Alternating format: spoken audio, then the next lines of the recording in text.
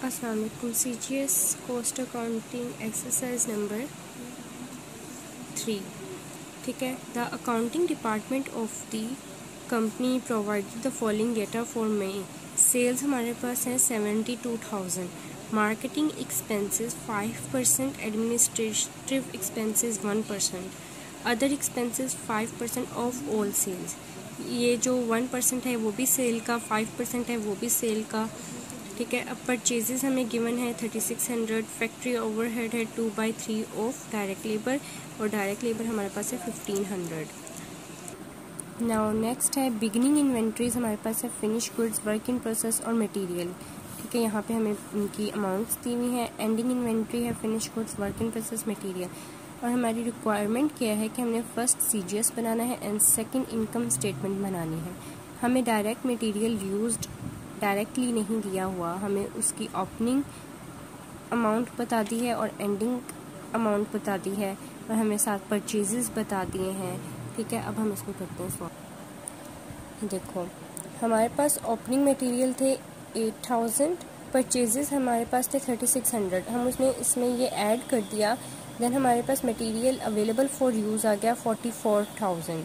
ठीक, closing material हमारे पास थे 8500, हमने वो लिख दिया यहाँ पे, और उसमें हमने इसको लेस कर दिया, देन हमारे पास आ गया 35,500। अब हमारे पास डायरेक्ट मटेरियल यूज्ड आ गया। डायरेक्ट लेबर हमें दिया हुआ था 1500। ठीक, उसके बाद फैक्ट्री ओवरहेड हमें बताया हुआ था 2/3 ऑफ डायरेक्ट लेबर। 2/3 को हम मल्टीप्लाई कर देंगे। डायरेक्ट लेबर हमारे पास 15,000 था, उससे हम इसको मल्टीप्लाई कर देंगे, देन हमारे पास 10,000 आ जाएगा फैक्ट्री ओवरहेड। ये देखो, हमने यहाँ पे ये लिख दिया। अब हमने क्या किया, इन तीनों को हमने ऐड कर लिया। जब हमने इन तीनों को ऐड किया तो हमारे पास टोटल मैन्युफैक्चरिंग कॉस्ट आ गई, और वो कितनी आई है 60,500। ठीक है। नेक्स्ट हमने add opening work in process करना है, जिसकी हमें वैल्यू गिवन थी 8000। ठीक है, हमने इसको ऐड किया, हमारे पास आ गया cost of goods to be manufacture 68,500। अब हमने इसमें लेस करना है क्लोजिंग वर्किंग प्रोसेस, जो कि हमें गिवन था 15,000, हमने इसमें लेस किया, देन हमारे पास 53,500 आ गया। हमारे पास CGM यानी कॉस्ट ऑफ गुड मैन्युफैक्चर आ गया। अब हमारे पास फिनिश गुड्स हमने ऐड करनी है, जो कि ओपनिंग वाली है। वो कितनी थी, हमें गिवन 7,000 गिवन थी, हमने ऐड किया, हमारे पास 6,500 आ गया। ठीक है, अब हमने क्लोजिंग फिनिश गुड्स लेस करनी है, जो कि हमें गिवन थी 10,200, हमने इसमें लेस कर दी, देन हमारे पास 50,300 इसका कॉस्ट ऑफ गुड सोल्ड का आंसर आ गया। ठीक, अब इसकी सेकंड रिक्वायरमेंट क्या थी, इनकम स्टेटमेंट।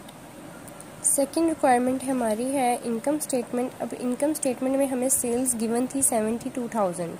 ठीक, हमने वो लिख दी। लेस हमने करना है कॉस्ट ऑफ गुड सोल्ड, जो कि हमारा निकला था क्या 50,300। इन दोनों को आप माइनस करते हो तो आपके पास ग्रॉस प्रॉफिट आ जाता है 21,700। अब लेस करने ऑपरेटिंग एक्सपेंस।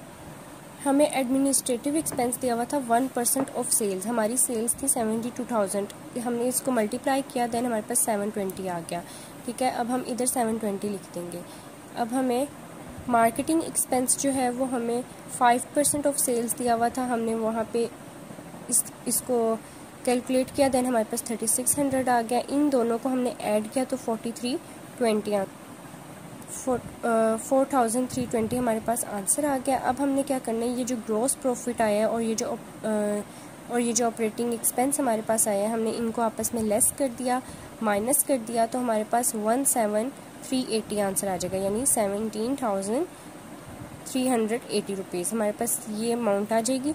ठीक है, अब हमें इसमें एक और चीज़ गिवन थी, हमें अदर एक्सपेंसेस गिवन थे 5% ऑफ सेल्स। तो 5% ऑफ सेल्स हमारे पास क्या वैल्यू आई थी 3600 की। ठीक है, अगर हमारे इनकम दी हुई होती, अगर हमें इनकम दी हुई होती तो हम वहाँ पे ऐड करते हैं, लेकिन हमें एक्सपेंस दिया हुआ है इसलिए हम वहाँ पे लेस करेंगे। तो अब हम इसको ऑपरेटिंग प्रॉफिट में से हम इसको अदर एक्सपेंस को लेस कर देंगे। यहाँ पे अदर एक्सपेंस है इसलिए हम इसे लेस करेंगे, तो हमने ऑपरेटिंग प्रॉफिट में से इसको लेस किया, देन हमारे पास 13,780 आंसर आ गया। और ये हमारा किसका आंसर है, earning before interest and tax. ठीक।